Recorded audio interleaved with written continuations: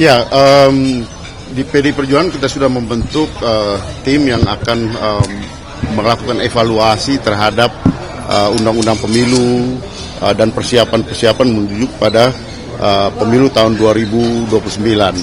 Tapi yang penting sekarang juga bahwa ya di DPR sedang menjadi pembicaraan soal undang-undang pemilu, karena itu adalah pintu masuk untuk kita bicara soal persiapan menuju 2029. Dan ya itu di Komisi 2, tapi yang saya dengar kemarin katanya ini akan dialihkan ke pemerintah, jadi inisiatifnya adalah pemerintah. Jarod, ini soal rencana kunjungan Pak Jokowi ke beberapa daerah setelah kesehatannya pulih. 3 daerah pertama yang akan jadi target itu Sumbar, Lampung, dan NTT.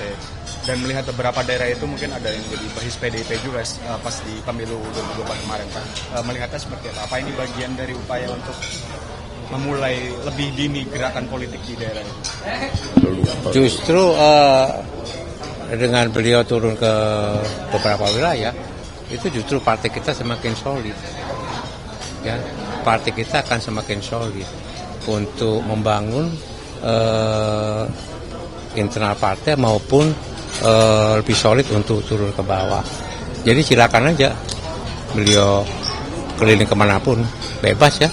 Nah, tapi ya beliau juga harus bisa menjelaskan, menunjukkan untuk supaya masyarakat betul-betul yakin ya bahwa ijazahnya itu asli. Tunjukkan aja ijazah. Paling enak gitu, nggak usah pakai drama lah. Nggak usah pakai drama-drama di pengadilan gitu loh ya. Kalau Anda tanya ijazah saya tunjukkan pada Anda gitu ya. Jadi itu aja misalkan gitu ya. Barangkali untuk menetralisir itu bahwa beliau akan menunjukkan ijazah aslinya ya, untuk mengakhiri polemik yang terjadi misalnya begitu ya. Jadi monggo. Satu lagi, dan kabarnya dia juga akan dalam waktu dekat akan diumumkan sebagai ketua Dewan Pembina PSI. Apa? Kan kita tahu lah, kita dari dulu lah. Waktu mendaftar ke Kemenkumham kan jelas itu. Ya, Dewan Pembinanya apa? Inisialnya apa deh? J. Ya sudah lah, itu drama-drama gitu kan ya. Udah jelas gitu loh. Rakyat ini sudah pandai, sudah cerdas untuk bisa melihat, udah tahu lah drama-drama seperti itu ya. Pak Jarod, mungkin satu lagi soal dolar yang sudah menyentuh di level 17.800 bahkan sampai 13.900 sekarang ini. Tapi di sisi lain kayaknya Pak Presiden menganggap soal kenaikan dolar itu seperti dalam tanda kutip tenang-tenang aja, karena bahkan Presiden bilangnya rakyat desa nggak pakai dolar. Mungkin sedikit catatan Pak Jarod. Kalau rakyat desa nggak terdampak langsung ya karena dia tidak menggunakan dolar, iyalah. Tapi harga-harga lihat ya, memang tinggi.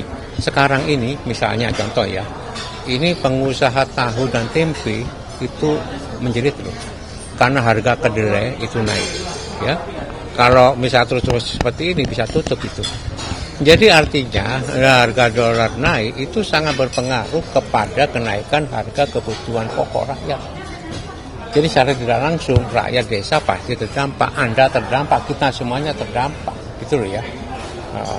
Jadi ya biar Presiden lah bisa menjelaskan apa maknanya dolar naik, rakyat desa tidak terdampak, ya. Oke ya.